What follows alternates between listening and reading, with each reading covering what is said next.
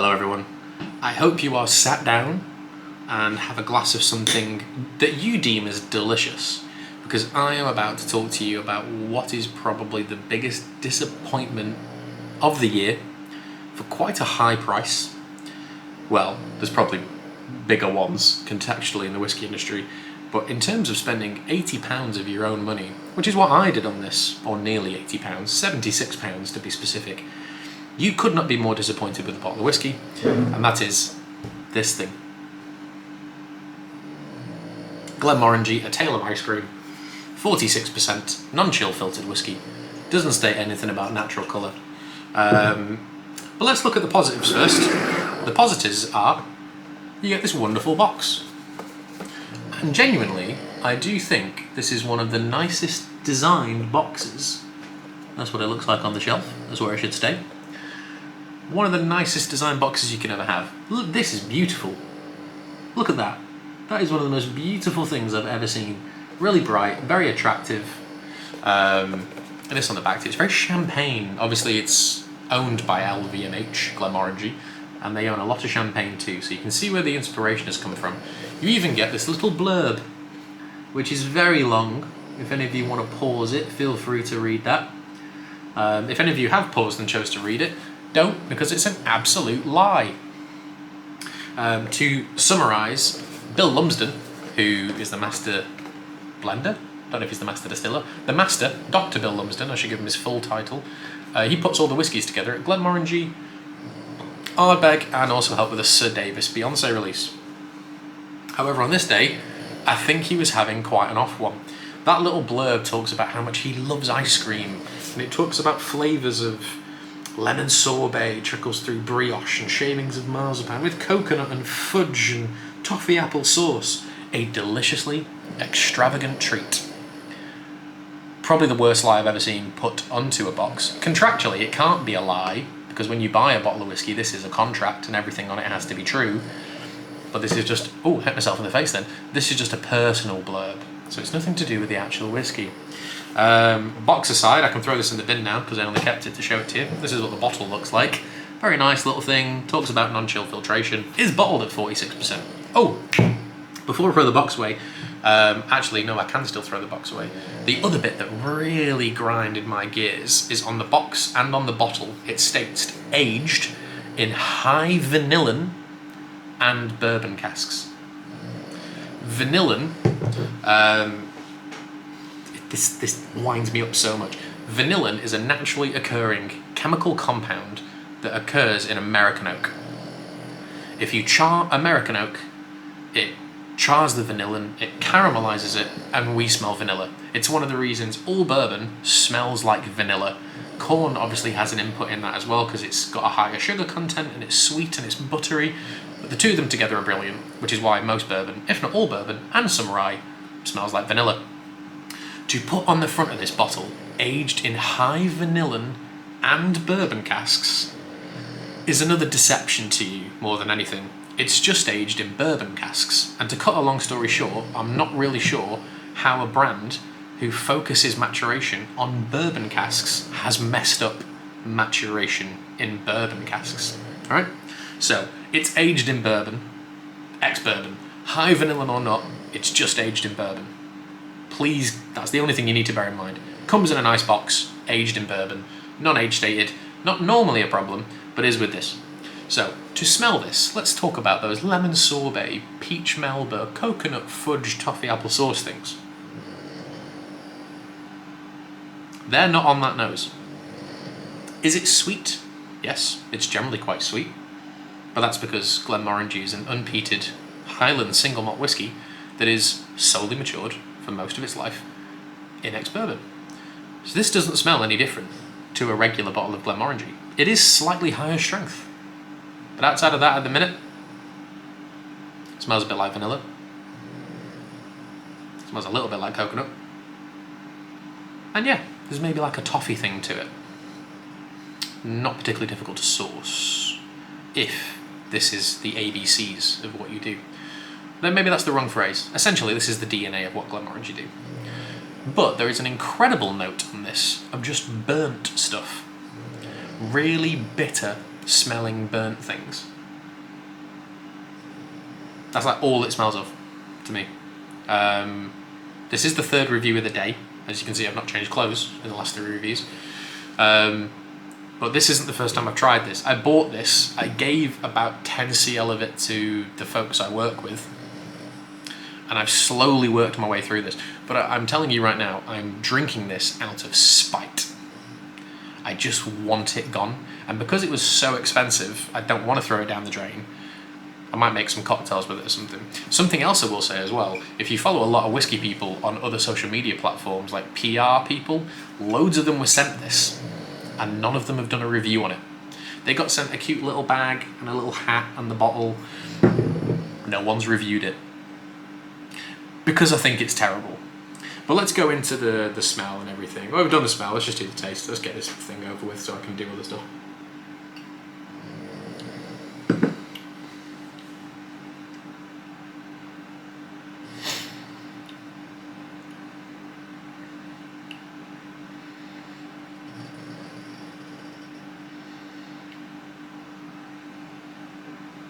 Do you remember Glenmorangie 10? They don't make it anymore. Replaced it with a 12. Apparently it tastes exactly the same. Always tasted like pineapple. This tastes a bit like pineapple. Has a slightly longer finish because it's bottled at a higher ABV. Pineapple. Bit of vanilla. We'll give them the vanilla word. Coconut? No. Chocolate? No.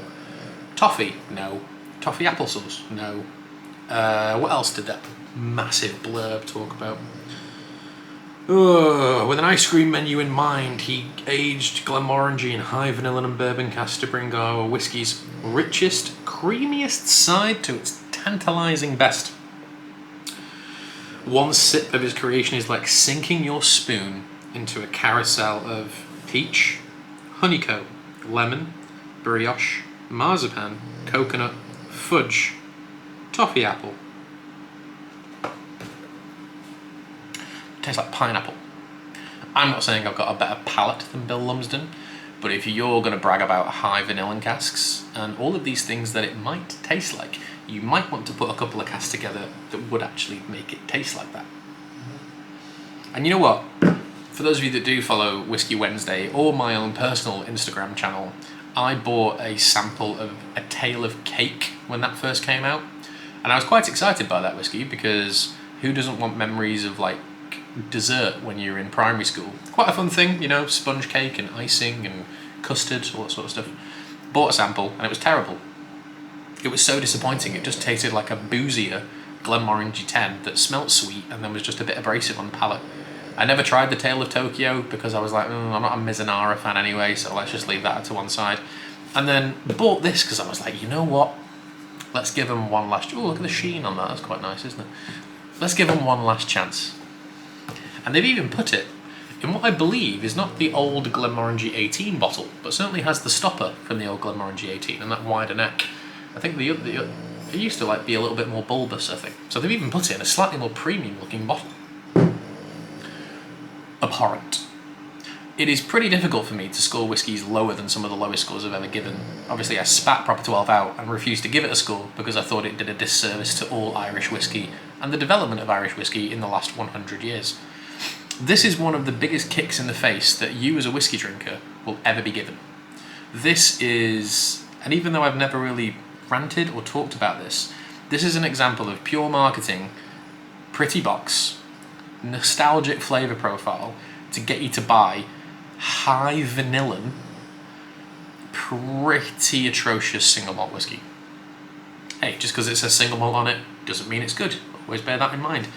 This is the perfect example of this. Whatever this Tales series was meant to be is one of the most disappointing... Having tried 2 out of 3 of them, is one of the most disappointing, boring styles of whiskey I've ever come across in my life.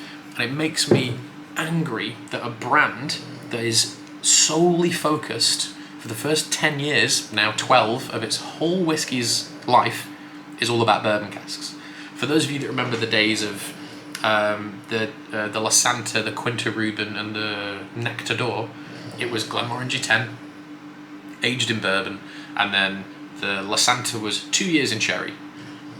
The Quinta Rubin used to be another 4 years in, anger is making me burp. 4 years in some deliciously incredible ruby port casks. And then the Nectador was finished, its age has changed quite a bit, but it used to be finished in Sauternes, right? So you'd have a base level of bourbon maturation. Some of the best bourbon maturation in single malt whiskey. We'll never take that away from Glenmorangie back in the day. And then you had these beautiful little forks in the road to take different flavour experiences. Then you have this, which takes the foundations of everything they've ever built on and essentially demolishes them with an £80 price tag, quite a nice box, and a blurb which reads like it was written by someone who's studying A-level English. I could not be angrier. I was so excited to buy this, crack it open and be like, Glenmorangie in bourbon cask at 46%, age stated or not, should be incredible. Should be delicious. It tastes burnt, it tastes very two-dimensional, it doesn't smell or even have the appeal of ice cream. And I've tasted a lot of whiskey on this channel and said, hey, this smells like vanilla ice cream. You know what tasted more like ice cream than this did, and smelled like it?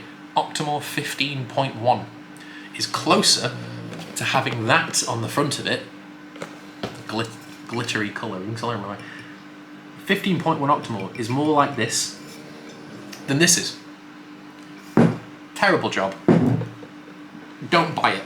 If you're buying this to collect them, fine, don't know why, but fine, you do you. But for those of you that want to drink your Glenmorangie, avoid this like the plague. I'm not swearing. I really want to swear. But yeah, just stay away. Honestly, I've never seen a brand diminish itself so much. There are a lot of brands that have done some unusual things in whiskey in the last decade. This is for me one of the worst. It is just atrociously put together, very well marketed whiskey, which I probably haven't really come across since Hague Club, which I think has the lowest score of any whiskey I've ever given, at like a 6.5. But to give credit to Hague Club got people into whiskey. If Hague Club was someone's first bottle of whiskey, and then they bought a bottle of Balvenie 12 or a bottle of Ben Romack 10, fair play. Everyone has a stepping stone product, right? £76 a bottle, available at many retailers, for something that tastes like it's just been burnt and really bitter and has not even the ability to touch on the notion to call itself a tale of ice cream. You should be disappointed in yourselves, Glenmorangie. Go into your experimental lighthouse distillery and cook up something that is actually decent, and something which you have the gall to charge £80 for at retail. This is the biggest rant I've had, probably since Proper 12, because most whiskey is like good to pretty good. Occasionally, a lot of whiskey is very tasty. And I know there's a lot of disappointment in the modern world of batching. Until you try this, you have not experienced unparalleled disappointment like I have. And I love single malt whiskey. I love bourbon. This should be right up my street. And it's going to appeal to people who, like me, like single malt and like bourbon. Don't buy it. Buy 2 or 3 bottles of bourbon. Buy a bottle of what's really good quality stuff that's just matured in bourbon casks. Buy a bottle of Leadchig 10. You know what you can actually nearly buy for the same, it's a little bit more money, but you can buy a bottle of Leadchig 18-year-old for 10% more than this. That, to put it at that price point compared to that product, unbelievable. I need to stop this video, score, oh I did swear, pour into that Pepsi can. Honestly, this is the biggest disappointment and the biggest problem I've ever had with a bottle of whiskey since Proper 12. I'm going to give it a 4. It doesn't stick to anything it says on the label. This entire thing for me is pretty, but a lie. It's the prettiest lie you'll ever buy. And for those of you that do follow certain PR people who were sent bottles of this, Have they reviewed it? No, they haven't, because they probably feel the same way. Came in a pretty box, you got a little free hat with it, but it was pretty disappointing whiskey. Yeah, I'm going to give it a 4. Even Hay Club, for the price it was sold at, is a better quality product than what that is. So thank you all for watching. I will promise a slightly more happy review next week. I've no idea what I'm reviewing next week. I've got some of the big guns out of the way. But yeah, I'll see you next week. When you go home tonight, or if you're watching this at home, pour a glass of something you love and enjoy it, because that has literally ruined my day. I'm going to go for a walk. I'll see you soon. Bye.